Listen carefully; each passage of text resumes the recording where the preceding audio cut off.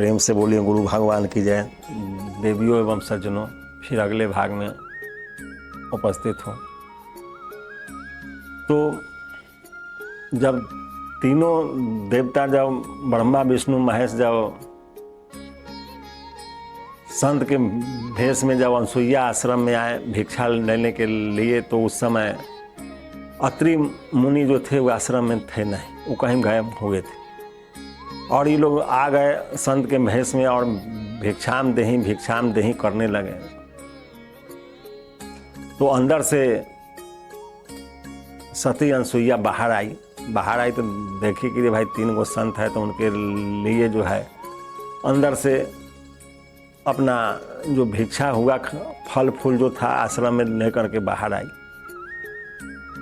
और उन लोगों को आग्रह की कि आप लोग बैठिए और बैठ करके भोजन कर लीजिए, उसके बाद यहाँ से जाइएगा।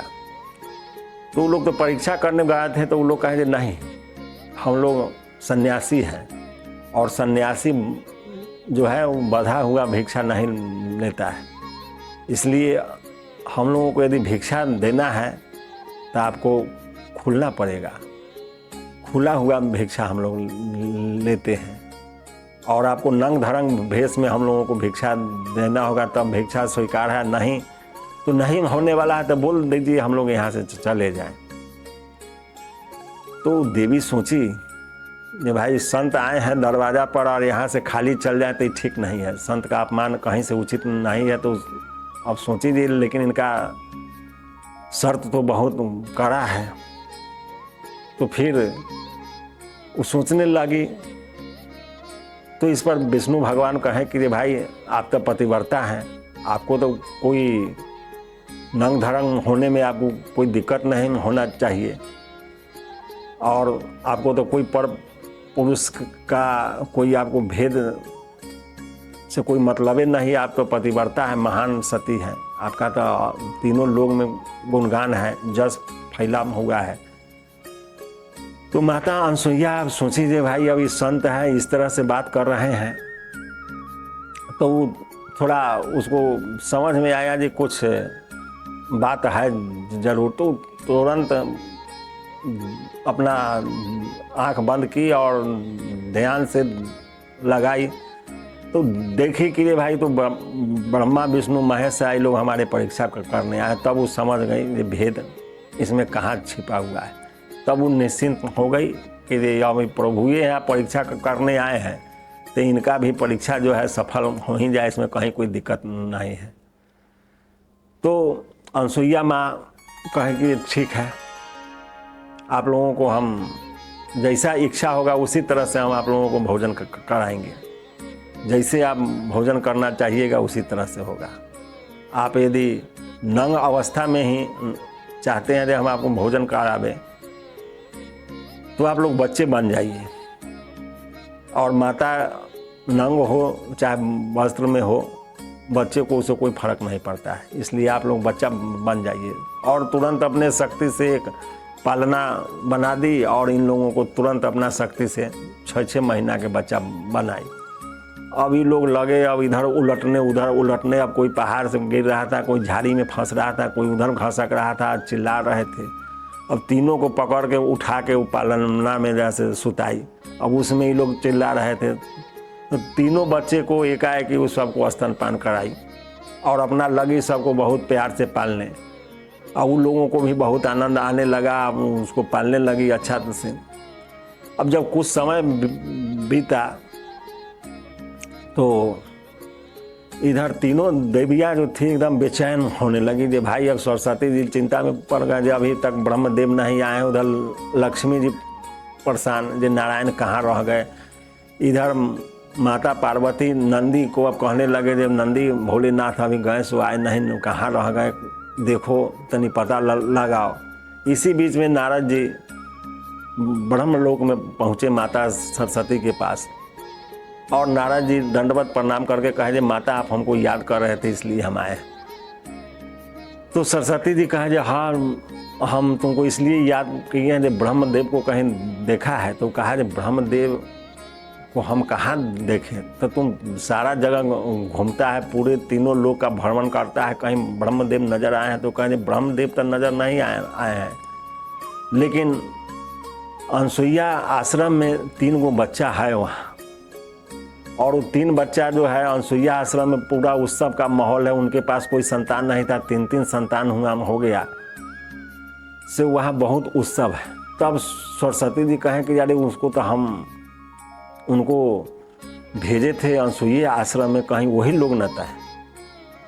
तब नारद जी कहें कि 3 आदमी बच्चा हो गए हैं, अभी आप लोग इंतज़ार करते रहिए, अभी तो 6 महीना के है, फिर बैठना सीखेंगे तो फिर घुटना पर चलना सीखेंगे, खड़ा होकर चलेंगे, फिर सियान होंगे तब ना आएंगे, ताले अभी बहुत लंबा समय इंतज़ार करिए। अब तो सरस्वती जी एकदम बेचैन हो गए, वहाँ से कैलाश पर आ गए, उधर से माता लक्ष्मी आ गई, 3 आदमी के अब मीटिंग होने लगा जे भाई अब तो बड़ा मुश्किल है। फिर नारद जी आ गए, तो ये लोग पूछने लगे, माता पार्वती पूछी कि नारद तुम ही इसका कोई उपाय बताओ बेटा, हम लोग विकट संकट में पड़ गए हैं।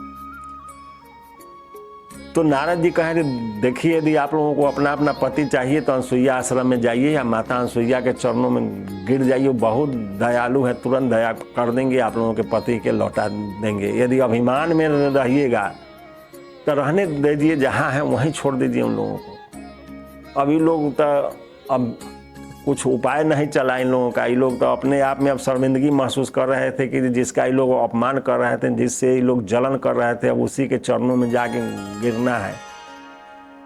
अब तो कुछ उपाय नहीं है। तो नारद जी कहें कि आप लोग सोचिए विचारिए मत, यदि जाना है तो जाके माता अनसुईया के चरणों में पड़ जाइए, आपका उद्धार हो जाएगा। तो नारद जी के 3 देवी बोली जी फिर हम लोगों का सम्मान का होगा। तो नारद जी कहें अपना यदि सम्मान आप लोग बचाना चाहते हैं तो पति को छोड़ दीजिए। तो इन लोगों को तब कोई उपाय चल नहीं रहा है। अब फिर वहाँ से लोग अनसुईया आश्रम में आए, अनसुईया आश्रम में आए और 3 देवियाँ जो है अनसुईया माता के चरणों में गिर गए और कहे जी माता हमें माफ़ कर दीजिए, हम लक्ष्मी हैं तो हम पार्वती हैं, हम सरस्वती हैं, हम लोग अभिमान बस भूल बस नारद के बुद्धि में पड़ जाने के कारण हम लोग बहुत भारी आपका अपमान कर दिए, बहुत बड़ी भूल हुआ, बहुत बड़ा गलती हो गया, इसलिए हम लोगों को माफ़ कर दीजिए।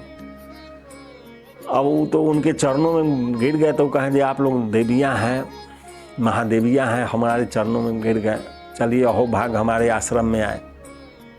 अब उधर से अत्रि ऋषि आश्रम में नहीं थे, वो भी कहीं से आ गए, आए तो फिर इन 3 आदमी का परिचय हुआ।